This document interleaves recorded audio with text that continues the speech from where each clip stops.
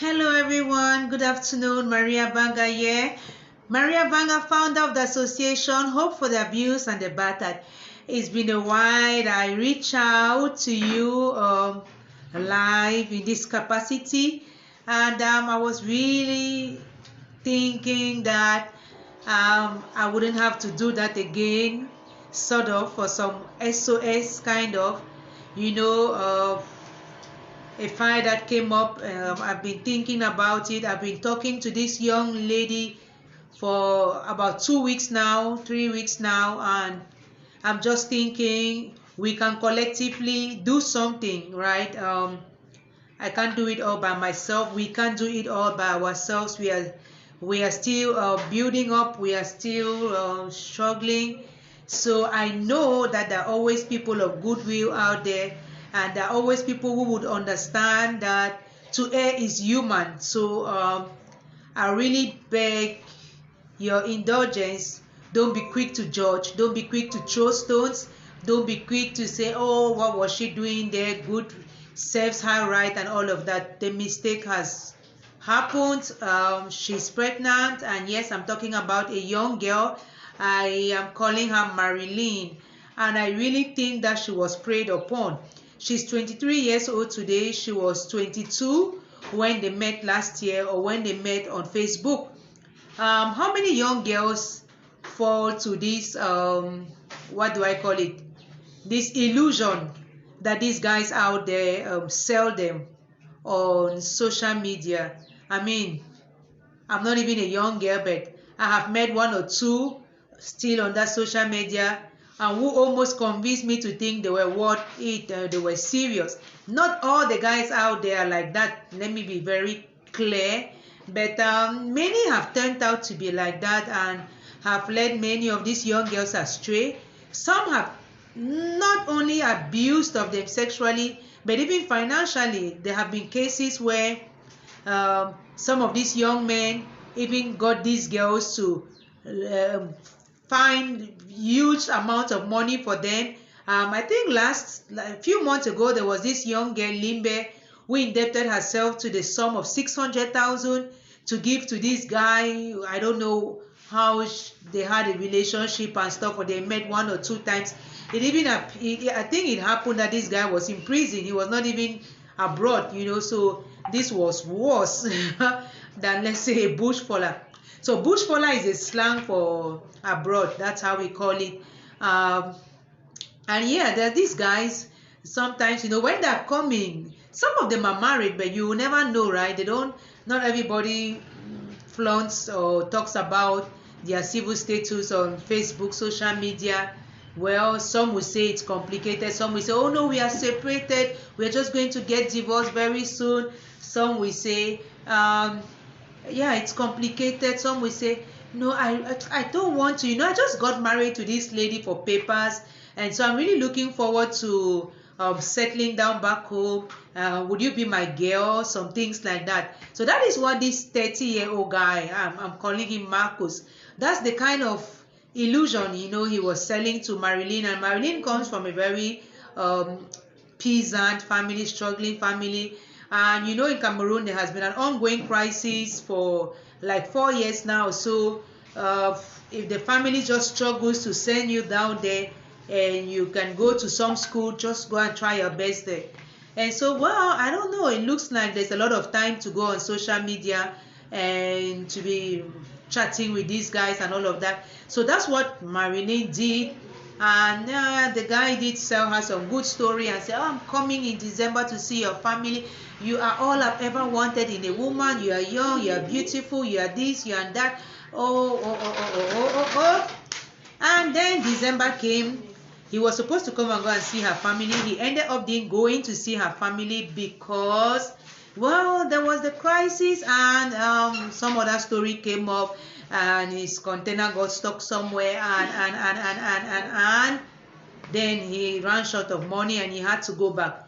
But before going back, he did get her pregnant. So now he went back and the virus struck, and he says that he lost his job and he started getting angry and gradually communication was freezing, and it's been 3.5 months now, 4 months. She hasn't heard from him, and she's been sick to the core about that situation. And that's how she reached out to me. She has been following me for a while on Facebook, maybe after the guy deceived her, and then she was like looking for a source of hope. And so she reached out, she gathered her courage and reached out to us. She's not the only young girl. I mean, there's another one too. There have been some. So she reached out, and she reached out, and I've been talking to her, and I asked her, okay, can I bring this online and see what I can do? I have some friends who always have a soft spot for some of the projects I'm working on, and I'm really hoping that they, especially the women who can relate, because, well, I personally had my first child at the age of 24, so I can imagine at that age how vulnerable and how excited a young girl can be to settle down. And we may sometimes think to settle down we mean to smile, to give ourselves to a man like that and stuff like that. So yeah, she's pregnant. I don't want to chastise her.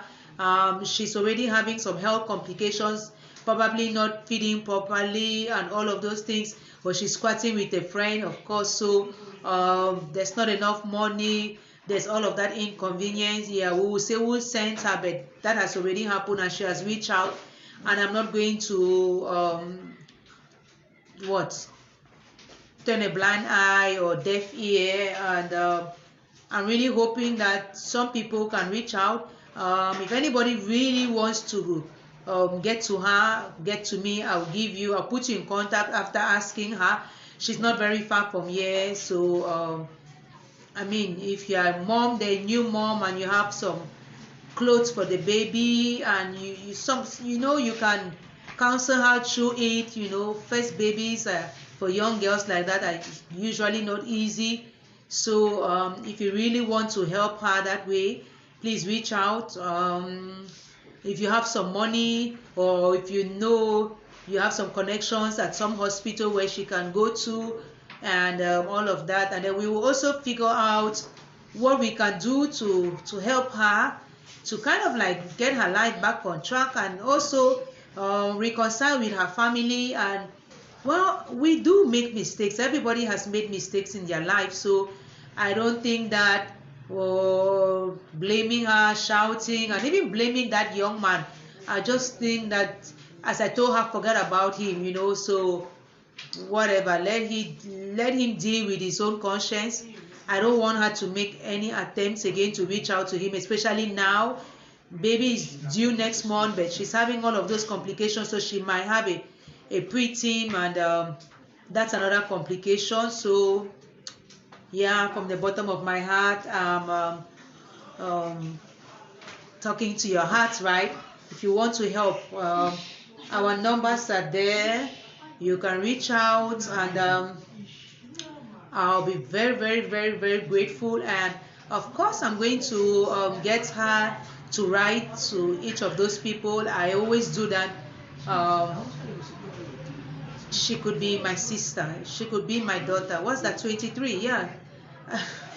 She could really be. So I mean, if I had started that young, or all those things can happen. So even men, stand up now.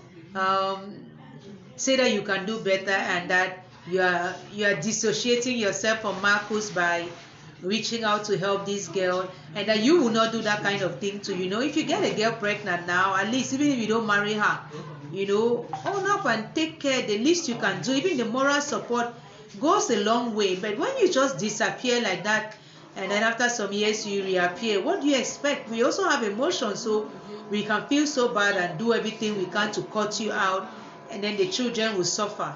And that's what I was talking about the other day. So let's keep learning from this kind of experiences, and let's say, no, this is so wrong. Don't get into relationships, and innocent children have to suffer. That's all I am saying. As far as sexual promiscuity is concerned, well, let's stop that. Let's be faithful to one another. Okay, I'm not a preacher, right? So that's just what I wanted to say. Thank you so much, those who joined, and I'll be waiting for those calls. I'll be waiting for the contacts. I'll be waiting for. Please, she really needs our help. She really needs our help. I did a screenshot of some communications just to show you that I talk with her almost every day, and she's not doing too good, and I've not even been able to go and see her, in her own city, and I'm really looking forward to that. Those people really reach out to me like this. I always just try to think about myself in those situations, and yes, I get emotional. So thank you so much. God bless us all.